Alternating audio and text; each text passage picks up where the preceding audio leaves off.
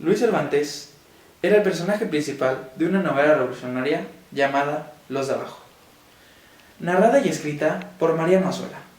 Él era un estudiante de medicina que al ver la situación de su país se une a las fuerzas revolucionarias de Demetrio, un dignatario que decide levantarse en armas debido a los abusos que sufrió de los federales. Azuela nos relata que Cervantes tiene sueños e ilusiones, los cuales se vinculan en una esencia: la justicia. Los dolores y las miserias de los desheredados alcanzan a conmoverme. Mi causa es la causa sublime del pueblo subyugado que clama justicia. Solo justicia. Cervantes le da un giro a sus sueños e ilusiones. Él quiere dirigir el ejército de Demetrio. Mi jefe, Cervantes.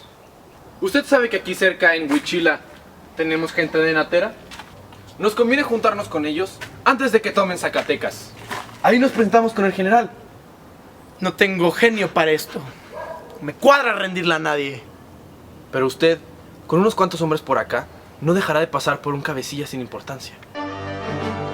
Después Cervantes se volvería corrupto, al ver que Demetrio y sus hombres saquean y roban todo lo que tenga valor.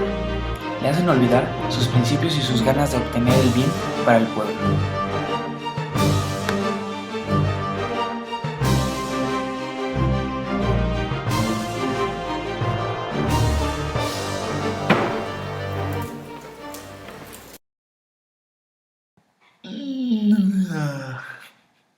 Mi general, ¿ve usted las diabluras que han hecho estos muchachos?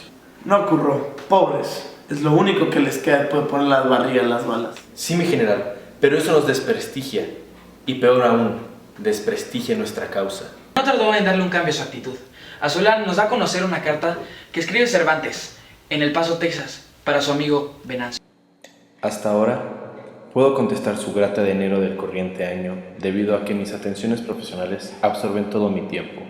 Me recibió en diciembre pasado, como usted lo sabe. Hijo, esto nos aclara cómo Luis Cervantes vivió su historia en la Revolución.